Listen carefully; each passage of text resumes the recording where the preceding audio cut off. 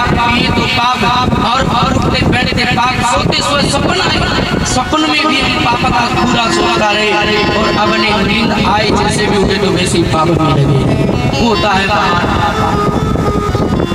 शिव महापुराण की कथा प्रारंभ कहाँ से होती है?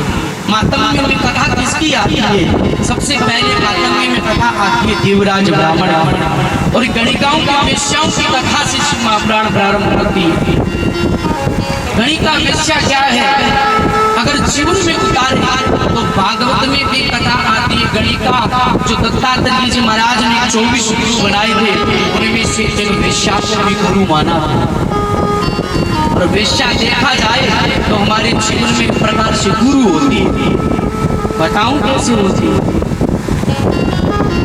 भगवान ने हमें कितनी बड़ी कृपा की है, मानव देह दिया।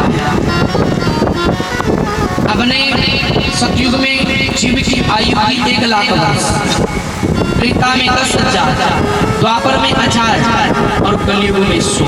हमारी उम्र है 100 वर्ष कलयुग में, लेकिन हम 100 वर्ष की आयु है, उसमें हमने 4 आश्रम बतलाए गए। सबसे पहला ब्रह्मचर्य, दूसरा गृहस्थ, तीसरा वनप्रस्थ और चौथा संन्यास। ध्यान से सुनने, 4 आश्रम है। सबसे पहला ब्रह्मचर्य आश्रम, दूसरा गृहस्थ आश्रम, तीसरा वनप्रस्थ आश्रम और चौथा संन्यास आश्रम। ब्रह्मचर्य आश्रम है वो है 1 से 25 तक। ब्रह्मचर्य का मतलब क्या है? ब्रह्मचर्य का ब्रह्म यानी परमात्मा, दिनचर्या यानी हमारी दिन की जो चर्या है, हमारी दिन की जो चर्या है वो ब्रह्म परमात्मा भगवान के समान होनी चाहिए। काम, क्रोध, मद, लोभ, अस्त्र, कृष्णा ये हमारे अंदर नहीं होने चाहिए। 1 से 25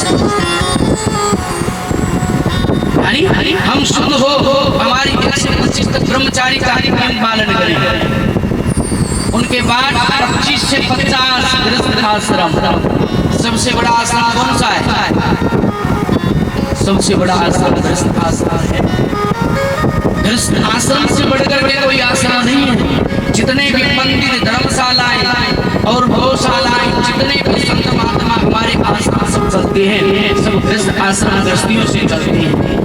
और गृहस्थ में रहकर भी हम भगवान का अर्चन कर सकते हैं।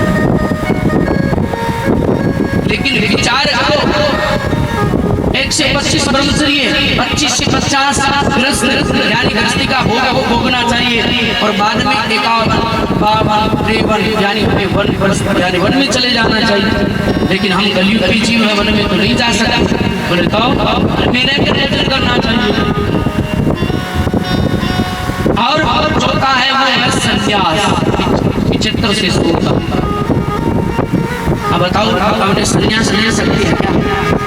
कलयुग में तो बड़ा कठिन है। आजकल लोग भगवान ले रखे, संन्यास ले रखे, वो भी नहीं रह पा रहे। वो भी अपने करोड़ों के चक्कर में, लाखों के चक्कर में कोठी, बंगला, गाड़ी बना रही है। संन्यास तो कठिन है। संन्यास भगवान पहले से नहीं किया जाता है। संतोष जीवन में हो, वही संतोष, वही संत है।